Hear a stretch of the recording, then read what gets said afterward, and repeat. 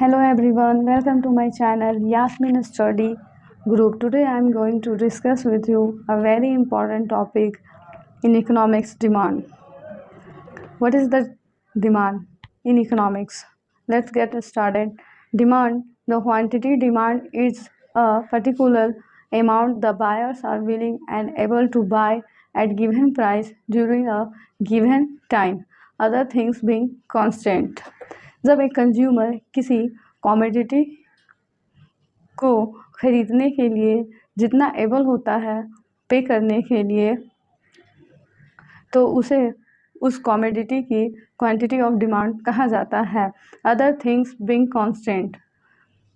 इसकी मीनिंग यह होती है कि कंज्यूमर की इनकम, रिलेटेड गुड्स की प्राइस, फ्यूचर एक्सपेक्टेशंस में कोई चेंजिंग नहीं होनी चाहिए। एक कंप्लीट डिमांड के लिए 5 एलिमेंट्स का होना बहुत ही ज़रूरी है। वो 5 एलिमेंट्स ये हैं: number 1 is desire for a good, number 2 sufficient resources to buy the goods. Desire for good means किसी भी कॉमोडिटी की वांट्स होना, विलिंग होना। जस्ट लाइक मुझे एक एप्पल चाहिए, मुझे उसकी डिज़ायर है, तो सिर्फ डिज़ायर होने से उसकी डिमांड पूरी नहीं की जा सकती। उसके लिए सफिशिएंट रिसोर्सेज का भी होना ज़रूरी है। जैसे वो चीज़ हमें कहाँ मिलेगी, सिर्फ डिज़ायर करने से डिमांड फुलफ़िल नहीं की जाएगी। Number 3 is willingness to spend, मतलब उस चीज़ को बाय करने के लिए हमें स्पेंड भी करना पड़ेगा। नंबर 4 इज़ गिवन प्राइस, मतलब एक फिक्स प्राइस भी हमें देनी पड़ती है। फिर एक निश्चित कीमत, गिवन टाइम पीरियड, मतलब एक टाइम का भी होना, फिक्स टाइम का भी होना ज़रूरी है। अगर सपोज हमें आधी रात को एप्पल चाहिए, तो क्या वो हमें मिल जाएगी? नहीं, उसके लिए रिसोर्सेस, प्राइस, फिर टाइम पीरियड का भी होना बहुत ज़रूरी है, तभी एक डिमांड कंप्लीट डिमांड कही जाएगी। आगे देखते हैं लॉ ऑफ डिमांड। डिमांड के बाद लॉ ऑफ डिमांड क्या होता है, चलिए ये देख लेते हैं।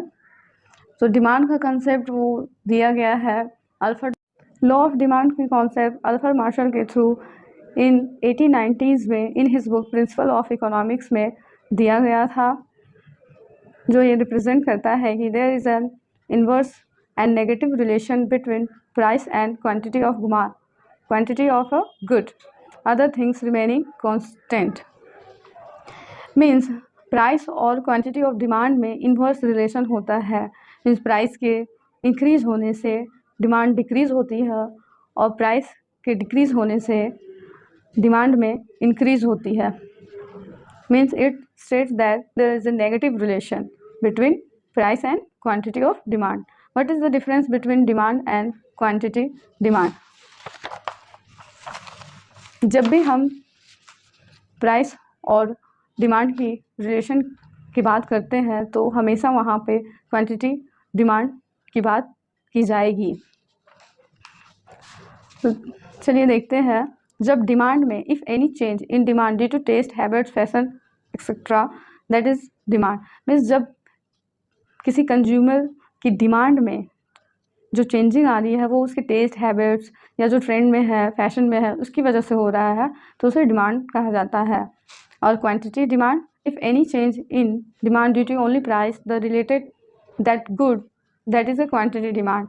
और जब किसी कॉमोडिटी की प्राइस में चेंजिंग होने से उसकी डिमांड में कितना चेंज हो रहा है, तो उसे क्वांटिटी डिमांड कहा जाता है। सपोज़ जब एक एप्पल की 10 रुपीज़ प्राइस थी, तो उसकी डिमांड 1 थी, और जब एप्पल की प्राइस डिक्रीज़ होकर 8 रुपीज़ हो गई, तो उसकी डिमांड 1 से 2 हो गई। डिमांड फंक्शन रिप्रेजेंट करता है प्राइस और क्वांटिटी और डिमांड के रिलेशन को। Means demand is the function of price, और inverse demand function is the function of demand. Next is ये डिमांड कर्व है। ये देखिए जब प्राइस P है तो कमोडिटी की डिमांड Q है, और जैसे ही प्राइस P से डिक्रीज होकर P1 होती है तो क्वांटिटी ऑफ डिमांड Q से बढ़कर Q1 हो जाती है, और डिमांड कर्व का स्लोप डाउनवर्ड है। Means demand curve slope downward क्यों होती है? इसके दो तीन रीजंस हैं। Number 1, income effect. Income effect demand को कैसे इफेक्ट करती है? जब भी किसी कंज्यूमर की इनकम बढ़ती है तो पर्टिकुलर किसी चीज़ की डिमांड भी बढ़ जाती है, और इनकम कम होती है तो उस पर्टिकुलर चीज़ की डिमांड कम हो जाती है। इस टर्म में भी देख सकते हैं। और जब किसी कमोडिटी की प्राइस कम होती है तो प्राइस के इंक्रीज होने से डिमांड में कमी आती है, और प्राइस में डिक्रीज होने से डिमांड में इंक्रीज होती है। किसी भी कमोडिटी की प्राइस जब कम होती है तो रियल इनकम इंक्रीज होती है, जिससे डिमांड भी इंक्रीज होती है और purchasing power also increase. Substitute effect. Substitution effect क्या होता है? जब सब्स्टिट्यूट गुड्स एक दूसरे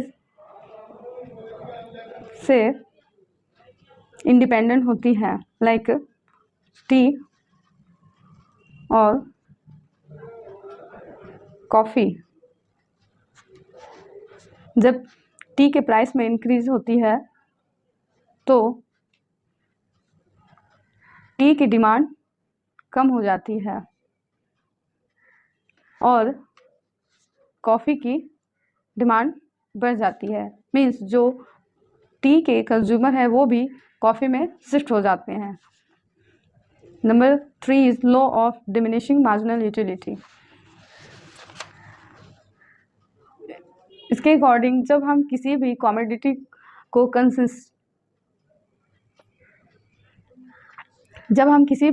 को कंटिन्यू यूज़ करते हैं तो उससे मिलने वाली यूटिलिटी हमें कम होने लगती है।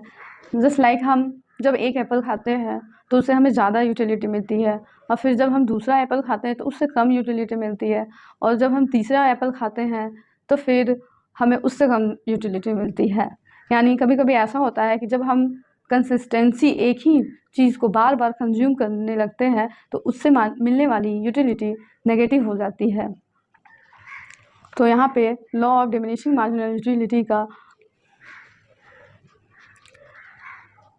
फंक्शन काम करता है, जिसके कारण ये रीजंस है, और भी रीजंस है जो हम आगे नेक्स्ट वीडियो में एलेबोरेट करेंगे।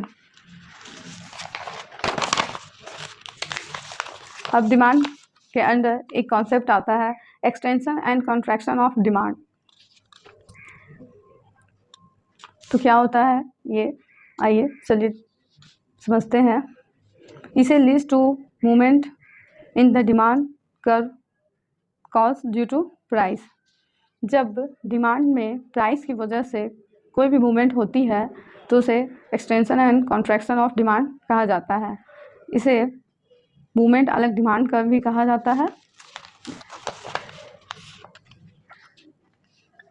यानी जब प्राइस में चेंजिंग की वजह से मांग में जो चेंजिंग होती है, लाइक डिमांड एक्सटेंड कर गई, या मीन्स बढ़ गई, या डिमांड कॉन्ट्रैक्शन की ओर चली गई, मतलब कम हो गई। आइए यहाँ पे देखते हैं what is the extension of demand. When price is decrease then quantity of demand increase, that is extension of demand, other things being constant. Means जब प्राइस में कमी आती है और डिमांड में वृद्धि होती है तो मांग का विस्तार होता है। मीन्स मांग एक्सपेंस करती है। यहाँ पे ये डिमांड कर्व के एक्सटेंशन को डायग्राम के थ्रू मैंने दिखाया है। तो देखिए जब प्राइस 5 रुपीज़ है तो क्वांटिटी ऑफ डिमांड किसी चीज़ की 10 है, और जब प्राइस डिक्रीज होकर 3 हो गई तो क्वांटिटी ऑफ डिमांड 20 हो गई। यानी जब एक्सटेंशन होती डिमांड में तो डिमांड अपवर्ड से डाउनवर्ड की ओर जाती है, ए से बी की ओर। Contraction of demand, when price is increase then quantity of demand is decrease, that is a contraction of demand. Other things being constant means अन्य बातें समान रहने पे, यहाँ पे मैंने हिंदी में भी लिखा है, वृद्धि के कारण मांग में कमी आती है तो उसे मांग का संकुचन यानी कॉन्ट्रैक्शन कहा जाता है। यहाँ पे